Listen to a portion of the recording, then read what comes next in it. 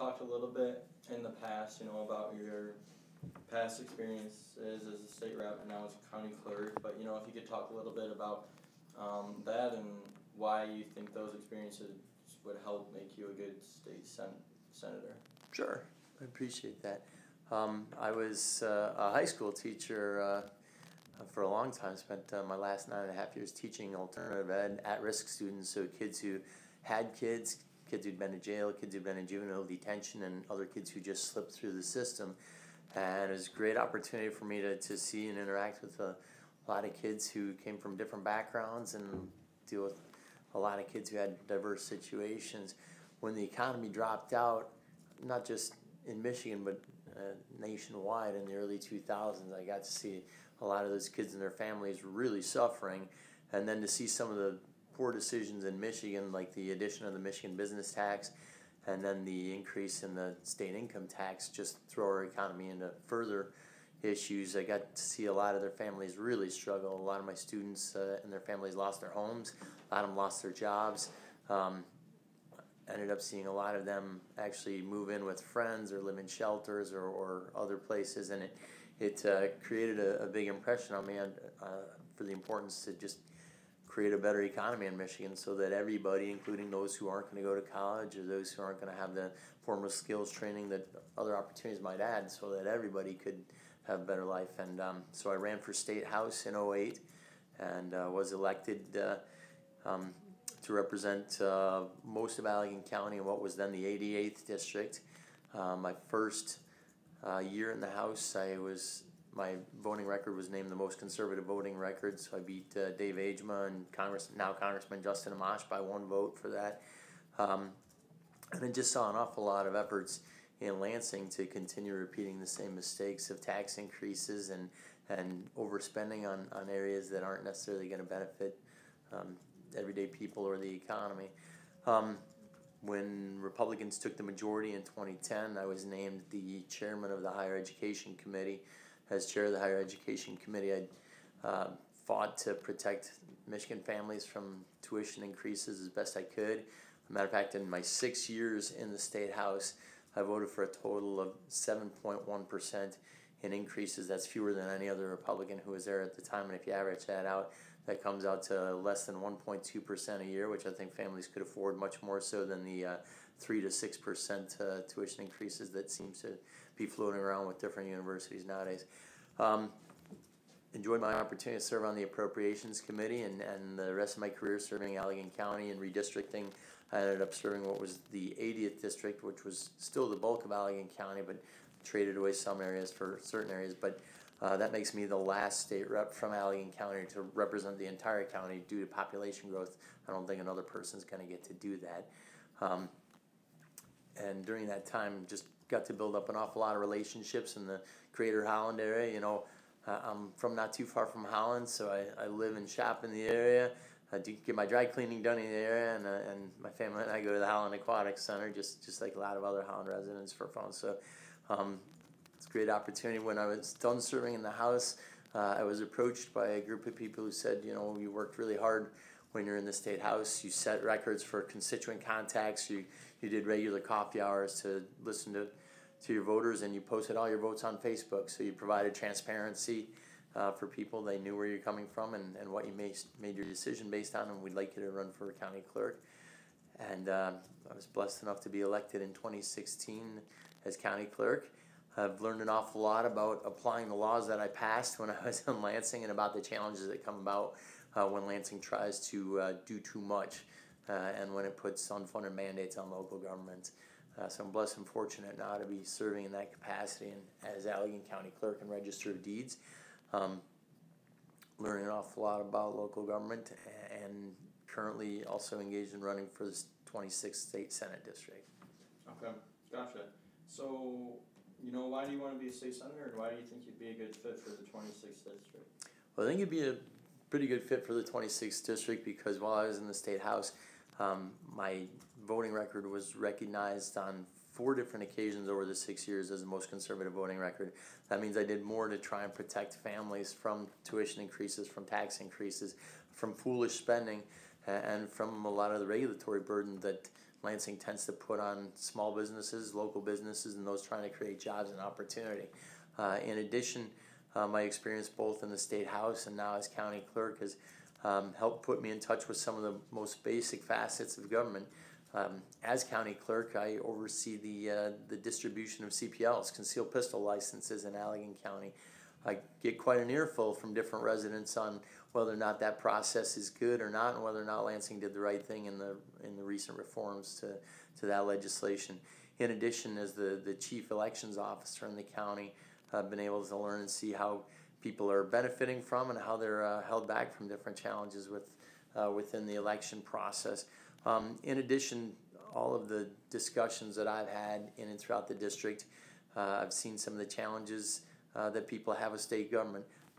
My last year in the House, state government put up a bill to create Proposal 1, which was a vote for taxpayers to decide if they wanted their gas tax increase and their registration fees increased. So we voted to do that. I voted against it because I'd heard from an awful lot of constituents who said, no, don't do that. Look within your own budget, which is pretty big, and find more money for roads. If you can't find more money, then come back to us. I voted against it. The legislature voted to put it on the ballot, and voters shot it down 80% to 20%, saying, no, look within your budget. Then the legislature turned around the following year and passed it on their own. People are frustrated with government telling them what they want rather than listening to people and what they want. Okay, gotcha. So would that be, sort of a strategy that you would take to the state senate, and how would you, influence legislation in a way to make sure that you as a representative are listening to your constituents? Best way to do that is to knock on doors and listen to people, and I've knocked on an awful lot of doors. I even in the cycles when I wasn't on the ballot, I would knock on doors and listen to people in and throughout Allegan County, and now in and throughout the 26th district. And most recently, the number one thing that's come up is auto insurance, and it's very interesting. It comes up more often at the homes of seniors than anybody else. I've been knocking in a lot of different areas, but on Saturday, 5 different homes, it was the number one issue. And it's funny, I was looking at an article a day or two ago that listed the bottom 25 states to retire in. And it went 25 down to the first worst state to retire in. Michigan was 20th on that list, counting down. And I was dying to see, what's wrong with Michigan? Why wouldn't you want to retire here?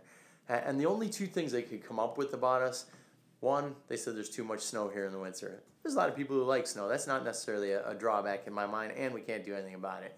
2, the number 2 reason, and the only other reason they gave for not retiring in Michigan, was that they said we had the highest auto rates in the nation at about $1,364 a year, and that's really tough for people on fixed incomes to maintain and keep up with that.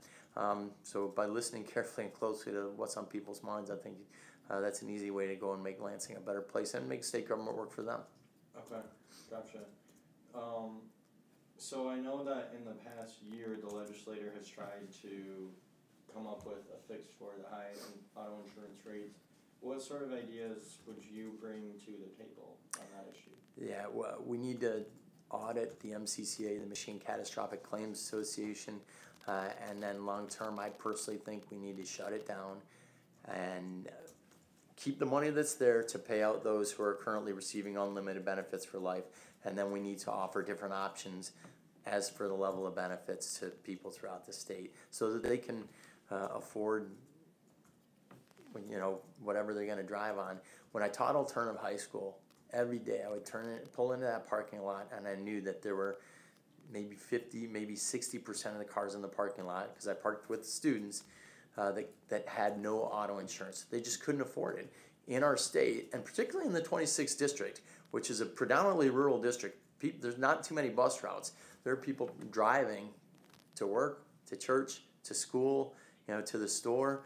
And if they have to drive for all those reasons, and the state says they have to have auto insurance or they're going to get a ticket or go to jail, we've created a big problem for them. So we need to make sure auto insurance is affordable. Okay, gotcha. So what other issues would you like to focus on as a state senator? Well, again, in 2007, the legislature increased state income tax from 3.9% to 4.35%. At the time, Republicans worked with Democrats and Governor Granholm to do that. At the time they did that, they promised us that it was a temporary tax increase, and we're still not paying the 3.9% that we were back in the day. And yet state government is growing. We've got a state budget that's $56 billion. That's up from the last one that I voted in favor of, which is $47 billion. And yet we're running budget surpluses. There's the money there to pay the people back money that they're owing. In addition, everybody complains about the shape of our roads. If you look at the state budget again, this year, 2018, we'll spend about $4.8 billion on transportation. Now, don't be fooled, because just because the money comes out of your gas tax and your registration fee doesn't automatically goes to roads. It goes through the sand sifter of Public Act 51, which puts money in a lot of different places before it falls down and hits roads. We need to reprioritize the MDOT budget, maybe even rewrite Public Act 51 so that money actually goes to roads and bridges and hits the part that people are concerned about. Okay, gotcha. So something that I've been reporting on a lot lately there is mental health issues, especially funding for community mental health in West Michigan. So what would be your approach to, I guess mental health issues as a whole and specifically budget issues? Budget issues are always complex. That's the largest part of the state budget. Your DHHS budget, and the largest component of that is Medicaid, many of whom are reaching your poor people, some of whom are going to be challenged with mental health issues that Medicaid's not always going to cover the expense for. One of the biggest situations with mental health issues also is the opioid crisis. I'm of the belief that we can challenge the opioid crisis by strongly encouraging doctors and medical providers to use alternative medicine like chiropractic, like physical therapy to help take people away early on from the possibility of putting them onto opioid drugs that can in fact lead to long-term problems. As far as mental health, one of the biggest problems in Michigan is just how we've structured that funding, and frankly some of the areas have overspent their budgets, some of the regions. That probably is going to take a little bit of restructuring within DHHS and how community mental health is structured. And you probably need to send in some teams of people who've got experience in different areas and perhaps get rid of a few state employees that are or bureaucrats that are overspending budgets and make sure the money gets where it's supposed to go, which is always going to be a challenge. Allegan County's rural. Even when we have an office to bring and treat people, trying to get them there if they don't have transportation, if they don't have a reliable ride to get to Dumont Lake or someplace else where those services are offered, you've got a challenge. So we're talking about a lot of different problems, many of which are going to hit your poor and less fortunate people. So there's a bigger plan that's got to be there, and part of that's got to involve transportation for those to get to where they're going to get treated. And again, you go back to the fact that we've got a couple of rural areas in both Van Buren County and the 26th District, Allegan County, and then parts of the Kent County part of the district. Maybe that transportation aspect needs to be followed with money out of DHHS rather than what now is considered a dial-a-ride situation, which can be unreliable. Okay, gotcha. So I guess talk a little bit more about your campaign strategy for the next couple months before the actual election. The most important thing is to knock on doors and listen and learn from people as to what they're saying. It's such a blessing and so fortunate to knock on doors now, because I knocked on a lot of doors in 2008. I knocked on 13,000 doors. And keep in mind, Michigan had not even hit the bottom at that point, but boy, we're falling fast. And I would knock on an awful lot of doors where there just wouldn't be anybody there and the furniture was all gone. And you knew that either the house was foreclosed on or the people were behind on their rent and they couldn't keep up with it. You knew that that it was possible that it had been empty for a while, and yet they were still on the voter list, so they hadn't landed on their feet to register someplace else. Got to see some places where newspapers were piled up at the door, and you just didn't know how long the person had left. To knock in this cycle and see that the economy is that much better. Just the other day I was listening to the news and was reminded that Unemployment in Michigan now is in the 4% range. Ottawa County is one of the, I believe it's the lowest. Allegan County is the 10th lowest in the state. That's a much better place than where we were, just 10 years ago. And as far as knocking doors, that's just been the biggest blessing to be able to knock and see how much better off people are now and how things are going. So as far as the strategy is to A, make sure we knock all over the 26th district. B, to listen to people as best possible. Make sure that our message is mirroring what they want. And C, to make sure that we are continually addressing what's going on at the state level, and make sure that Lansing does mirror what's going on in the 26th district. You got to understand, we don't have a major university in our district. We don't have a lot of other things. And so an awful lot of state, and in my mind federal money, passes over Van Buren County, Allegan County, and even that portion of Kent County that would be in the 26th district. So whenever you talk about a state spending increase, it doesn't always benefit the areas that we would represent. Okay, gotcha. So we've talked about auto insurance, we've talked a little bit about mental health stuff. Are there any other, specific topics that you want to talk about or that you would focus on? I think it's really important to talk about the skilled trades and education.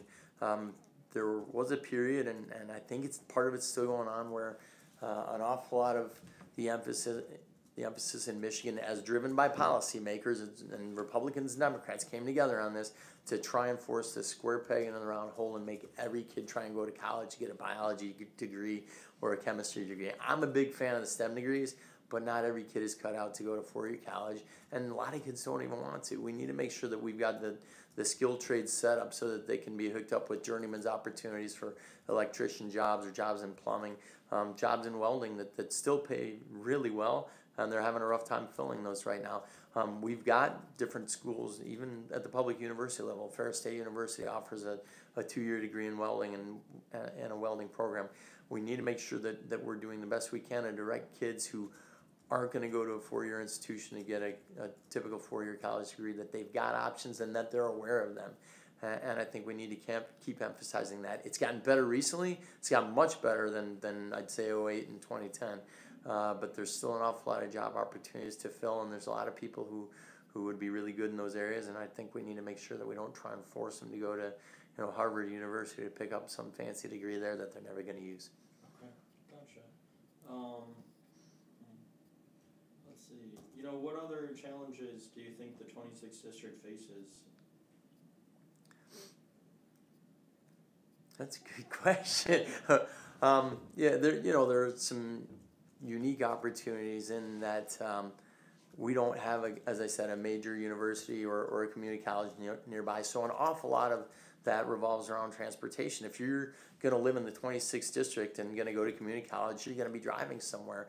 So a lot of it goes back to the cost of auto insurance and gas prices, and the fact that we'll be paying a higher price at the pump, which isn't going to necessarily translate to road monies that are going to fall back to Allegan County or Van Buren County. And because we do that much more share of the driving, paying that much more, putting that much more money on our tanks and paying that much more of the price of MDOT's budget, it's a little frustrating to know that paying a bigger part of the bill and not necessarily getting more of the money back. Okay, gotcha. So what do you think, I guess the filing deadline hasn't passed yet, but have you taken a look at, your opponents that have filed so far? I haven't, I don't spend too much time either, talking about my opponents or researching them. I figure they're going to do their jobs, I'll do mine, and let the voters choose. I'm proud of my very conservative voting record, which has defended taxpayers and tried to cut taxes, cut spending, reduce size and scope of government, and hold the line on government spending, which isn't necessarily going to benefit the 26th district. So, no, I haven't spent too much time on it. I suppose everybody's going to research, different votes or whatever. I will say that I saw a Democrat filed, and if she's if she's committing to defend life in all of its stages and forms, if she's committed to defending the Second Amendment, is for cutting taxes, cutting spending, and streamlining government, then she'll do well. Okay. All right. Well, I think that's all of the specific questions that I wanted to ask. Is there anything that we haven't talked about, or anything that you would like to add? No, I just appreciate the opportunity, and I'm the only Republican in the race from the Greater Holland area, and I think I'm blessed to have had so many people in the Greater Holland area pull the lever for me before, and I'm blessed to represent them now as their county clerk and register of deeds, and I look forward to making sure that I continue that same responsive government for them in the 26th